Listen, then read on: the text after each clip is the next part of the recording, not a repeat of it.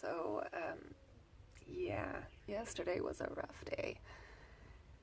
Made some rookie mistakes, got tired, and yeah. But I made it to the Trail Angels. It's a lovely, lovely family. They've got 6 kids. And I'm sure there's never a dull moment. They're all 6 kids, I think, from 11 down. If I got the ages right. So 11 down to like a month and a half. So never a dull moment, I'm sure, here, but still they've opened up their home to Shvil, and they, over here on their porch, they've just created this kind of like a sukkah for Shvil, and they were telling me that they used to have a tent that could sleep like bunches and bunches of Shvil, but they lost everything in a fire about a year ago. So they've moved to this house where they're living now, and this is the setup that they've made. And regardless of everything, they're just grateful for all the gifts that life brings them. So really love this family. They're gorgeous, and so glad I got here when I did, because yeah, you might have noticed yesterday I was in pretty rough shape. I made the mistake of just pushing through when I couldn't find a break spot that I wanted. I just thought, well, it's not that far, just keep going. And then every turn I made, and I thought I was gonna see the Sapir, the town I was headed to, I just made a turn and all I saw was more desert. And it just got worse and worse. And the last kilometers were probably the longest 2 kilometers in the world.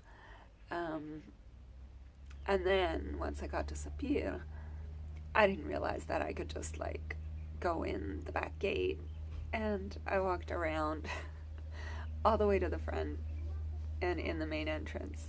So I added another like at least 2 entirely unnecessary kilometers in the desert sun, and yeah, I was not in good shape, but it's done. I feel much better. The family here has taken such good care of me, and so today I'm just trying to figure out what to do now. It's about 7:30. I had a good sleep, and I've been on the trail now 3 days straight in the desert. Granted, that first day was sorry, that's the sun shining off my forehead.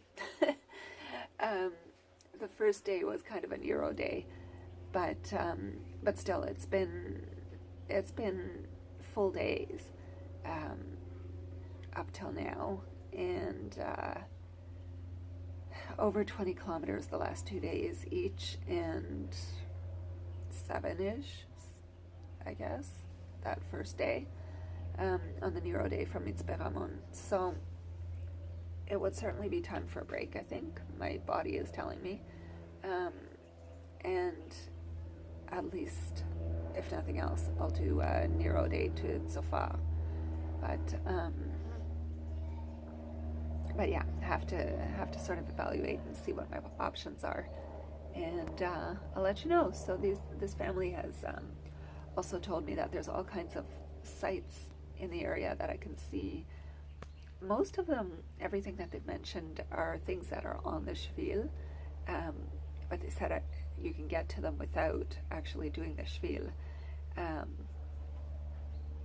which, you know, I'd have to figure out how to do that. But they've recommended some sites to see, and I do really need to take care of myself. I don't want to overdo it in these last few days. And and then the other thing was, once I got here and I got my internet access and everything sorted out, I just wanted to mention, come to find out that, yes, early yesterday morning, the Israeli Defense Forces eliminated a major terrorist chief. And this was followed up by a barrage of rockets from Gaza into Israel. I just wanted to let you know, I was in the desert hiking. I had no idea that anything at all was going on. Didn't hear or see anything at all. The guys in their fighter jets were out practicing as usual. And the only thing that was slightly unusual was when I was sitting trying to get my inside the gate of Sapir, trying to get my strength to walk to the Trail Angels place.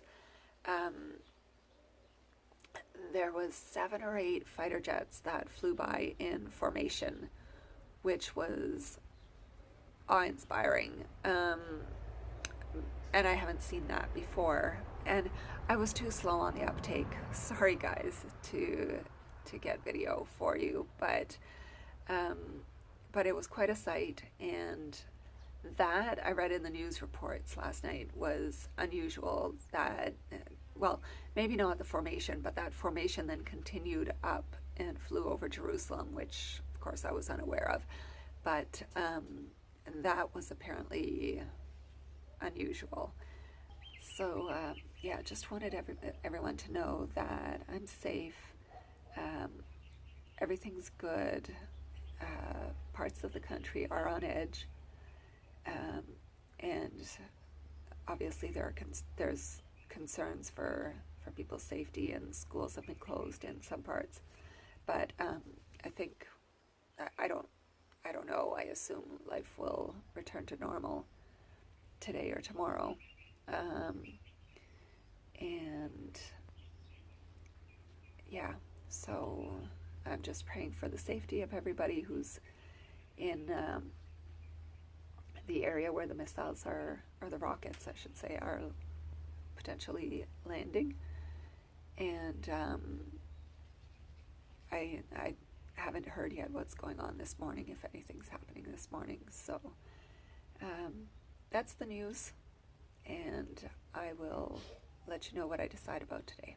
I'm on my way to the grocery store to pick up some supplies, and the Trail Angel told me about this house.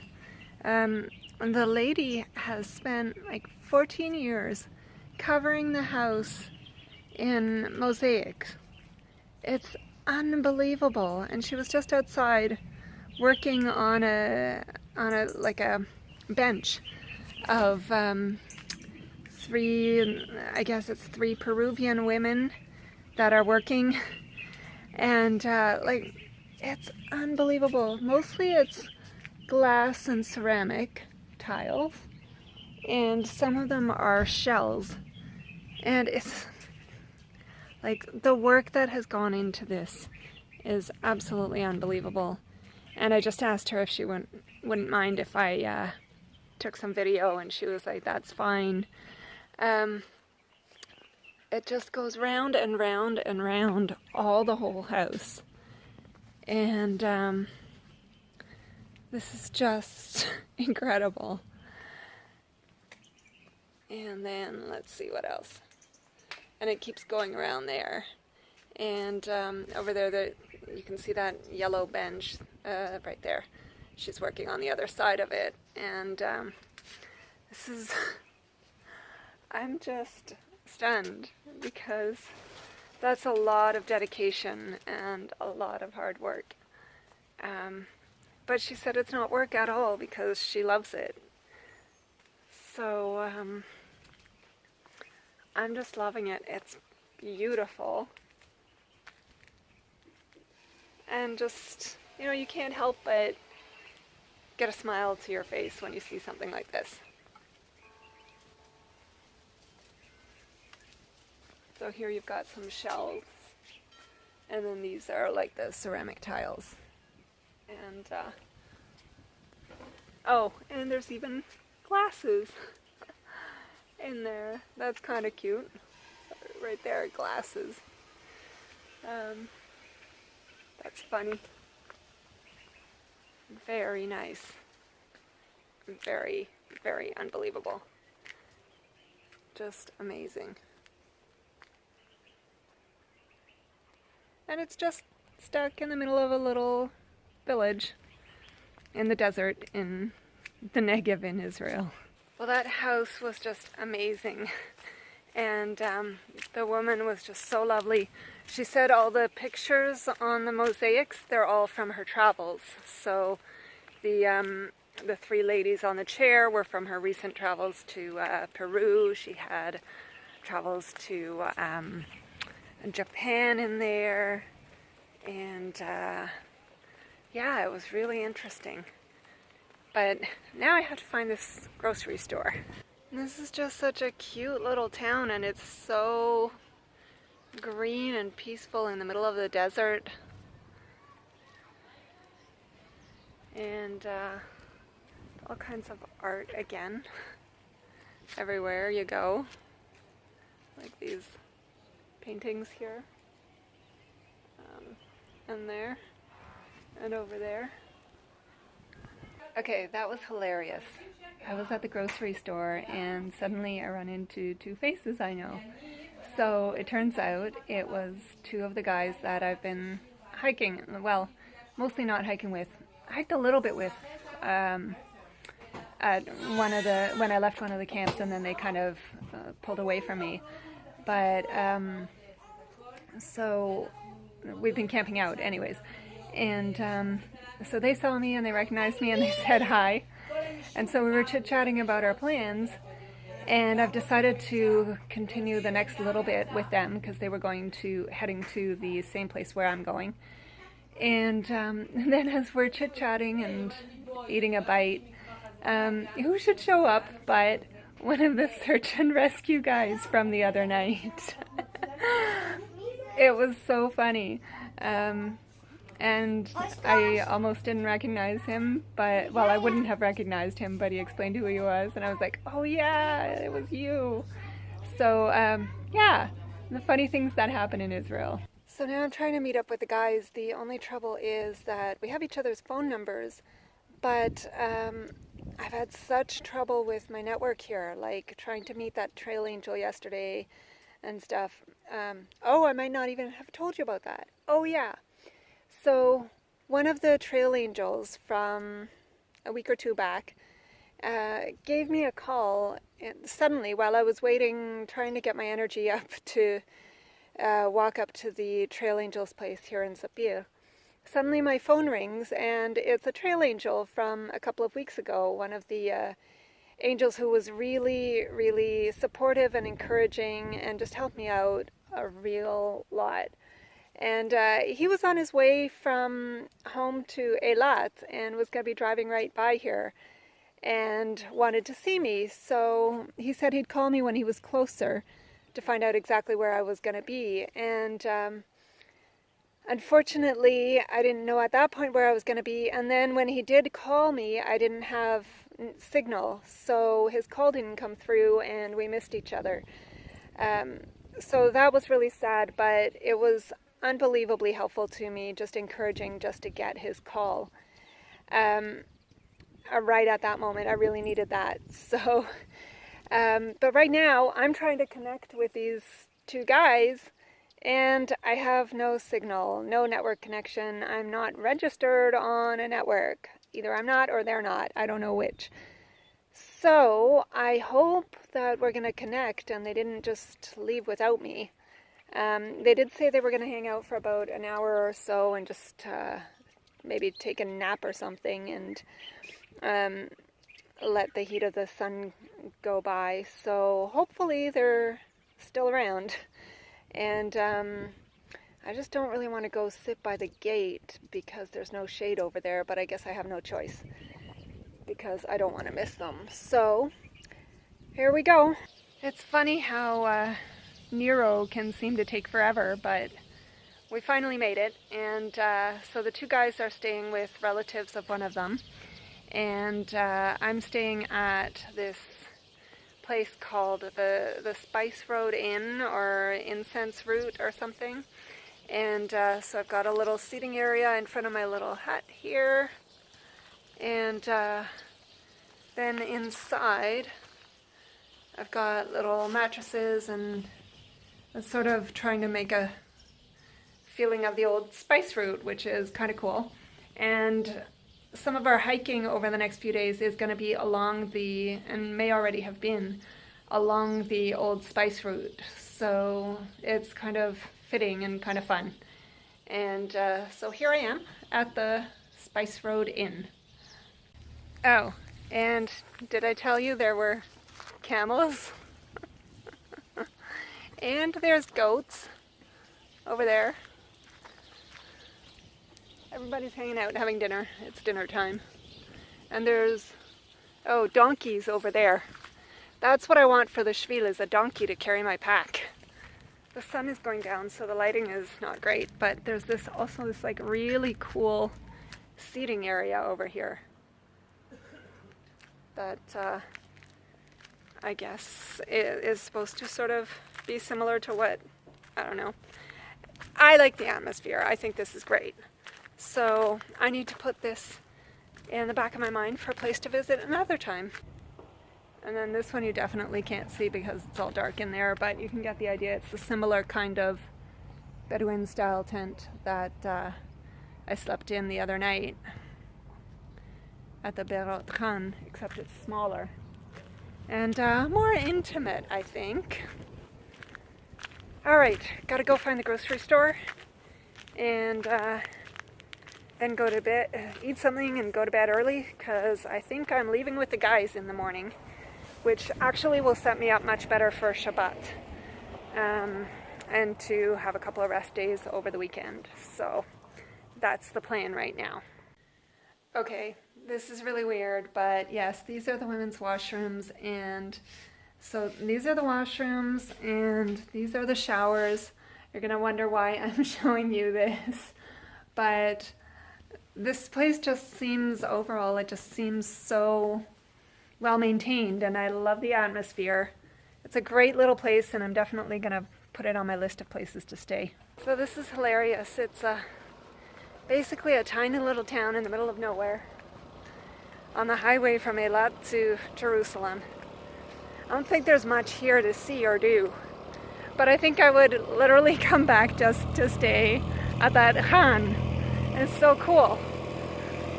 Love that place. So I found the grocery store, and you know, it's dark out here. You can't tell much about a town in the dark, but I can tell that the whole town pretty much smells like camels and goats, and I have not been able to count the number of tractors that have passed by me as I've gone to the grocery store. So it's a very agricultural moshav, which is one of kind of the two basic types of towns outside of sort of cities and villages. Kibbutz and moshav. So a kibbutz is kind of a collective, theoretically and historically a collective town, like its members own everything and you don't have private ownership really of anything in the kibbutz. Maybe some like personal effects and stuff like that, and personal things, but like all the work, supplies and equipment and everything is owned by the kibbutz, whereas moshav is more private ownership, and I'm not entirely sure what the full differences are, but moshavs are more private ownership. I think you have to be a member to live on a moshav. So this is a moshav, and like I said, it's very, very obviously agricultural based. So I'm back from my trip to the grocery store, and I'm just chilling out. It's very quiet here at the Spice Road Inn tonight, and the manager has invited me to share some dinner with them. They're making meat.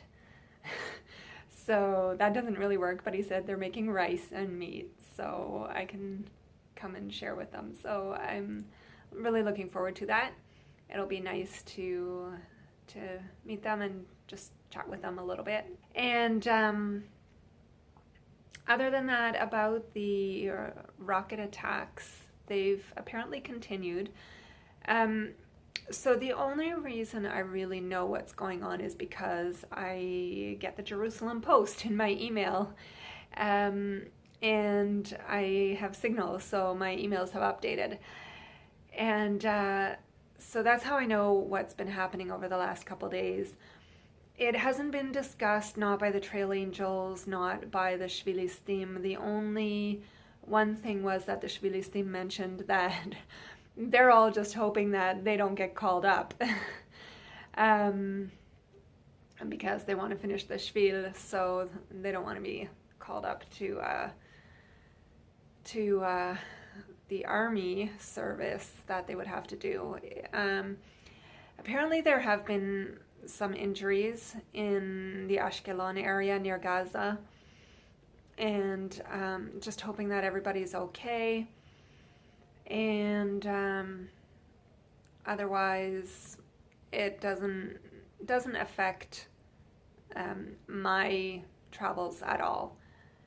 So just to reassure everybody, of course, by the time you see this, it will be much later. But just to reassure everybody, if you're thinking of traveling to Israel, this kind of thing happens. It can have some impact on travel. Like yesterday, apparently the trains were halted. So they didn't run the trains yesterday, at least for a certain period of time. So it can have some impact on your travel, even in other areas of the country. But for the most part, you're not aware of anything that's going on. So I do hope that everybody's safe, and yeah, that's just unfortunately the life in Israel. So I am going to just kind of chill some more for a bit, go have dinner with the folks here, and then get ready for bed. I do have to get up really early in the morning if I'm going to go with the guys to Barak.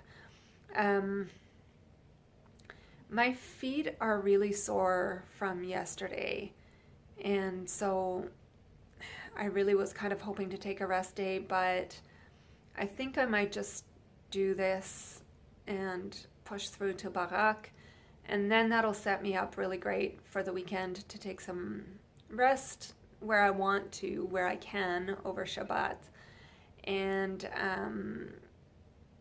then get ready for the final push to see some sites that I want to see, and then hike the final stretch to Eilat. So I have made some changes to my plans. I won't be hiking all of the rest of the way.